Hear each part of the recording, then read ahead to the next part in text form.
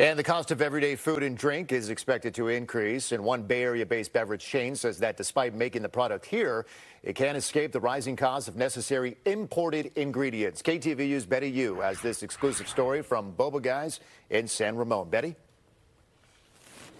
Mike, the founder of Boba Guys, a well-known bubble tea chain here in the Bay Area and beyond, says that even as a homegrown brand, they are still exposed to tariffs. They're looking at taxes on imported goods ranging from 24% to 104%. This whole process takes about 30 minutes. U.S. Boba Company is the first in the world to make its own boba outside of Taiwan, where the popular drink originated. The factory, which is located in Hayward, sells to thousands of cafes, restaurants, and shops, including Boba Guys across the country. Over here, as you see that all the boba pearls from different sizes.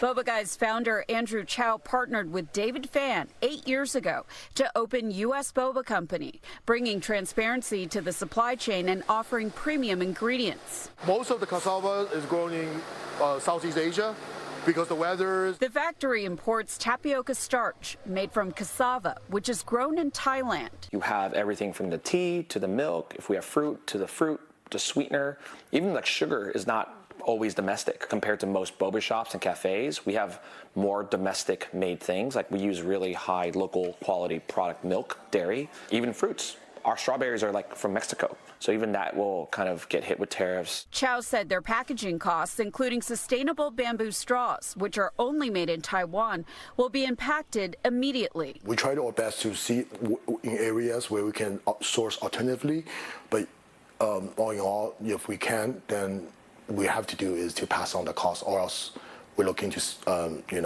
losing money. A wholesale case of boba currently sells for about $40. Fan anticipates a potential 10% increase for distributors. The retail price of the product is likely to rise even more. I think that's probably the number one concern. If you're that habitual, people are going to start cutting back those habits because those can get pricey. Chau said it's too soon to say how much his drinks will increase, but his team is exploring ways to lower costs. Do we focus more on apples and oranges, things that are grown here in the United States or in California? For now, they remain in a holding pattern as the White House negotiates with other countries. The name of the game is, adapt and learn.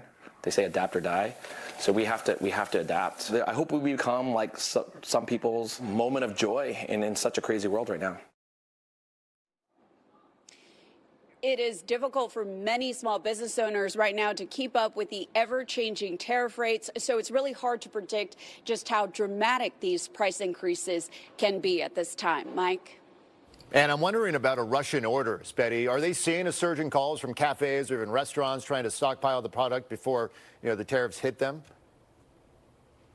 The factory said to some degree, yes, but practically speaking, there are just no warehouses large enough that can really hold the quantity needed to offset the long-term costs of these tariffs. All right, Betty Yu with the very latest out of San Ramon. Betty, thank you. And of course, we are always tracking the latest developments in the tariff landscape online. You can get updates anytime by just heading off to ktvu.com.